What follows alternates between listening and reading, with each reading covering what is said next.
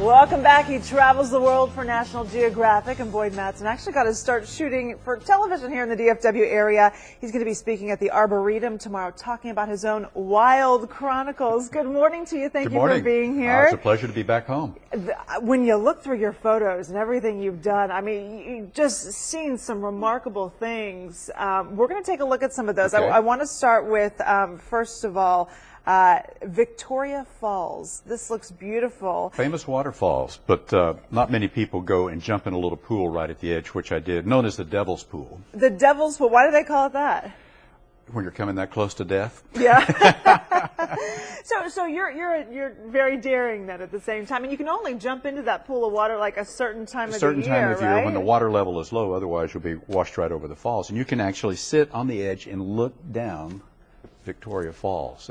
Do you get scared? Are you ever scared? Have you always been daring? Well, I've enjoyed risk. Oh, okay. I've enjoyed adventure. Okay, let's take a look. Speaking of risk, you hanging out with some lions. Wow. If you go to Africa, the iconic symbol, of course, is the lion. This is an unusual place where you can actually walk with these. These lions are not chained up or caged up, but they're used to being around people, so you can get close. Although while I was there, one guy did get his arm grabbed in the mouth of a lion, so you have to be careful. Yeah, I would think so. And one of the things you've done several times is climb to the Tanzania summit, and you're holding up 3 fingers in this photo here. Is it the 3rd time then? Yeah, that was proving I'm a slow learner, okay. that I kept going back. But I went, the second 2 times I went with my daughter one time, and this 3rd time I took my son up to the summit, so that makes the trip a little extra special. How long does that take? The route I was taking was 6 days up and 1 day down. Oh, I like the 1 day down. Down's a lot easier. You work with so many animals. Do you have a favorite animal?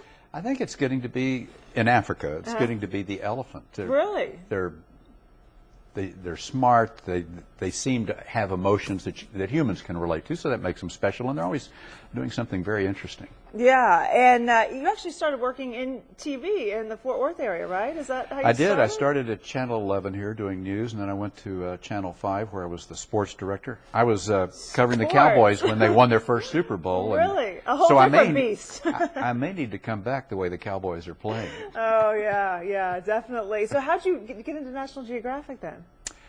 Well, Were you just traveling a lot? I told them I had a large khaki wardrobe, so I was already prepared for the job. They're like, you're in. It's the kind of stories that I enjoyed doing. I worked for the Today Show for many years, doing very similar stories, and so the National Geographic just gave me the opportunity to pursue what I liked and enjoy the most. All right, we've got some photos of you with rhinos, and apparently they have terrible eyesight.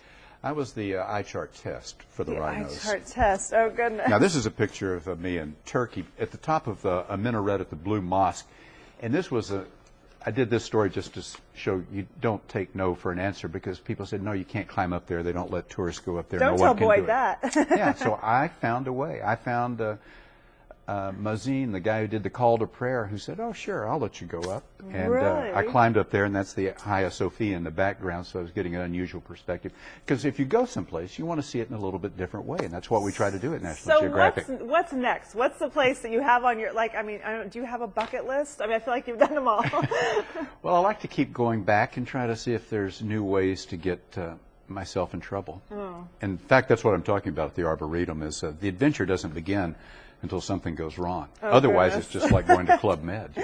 So you can see him tomorrow night at the Dallas Arboretum. There's a reception. It starts at 6 o'clock. Limited tickets, so you want to go ahead and get them.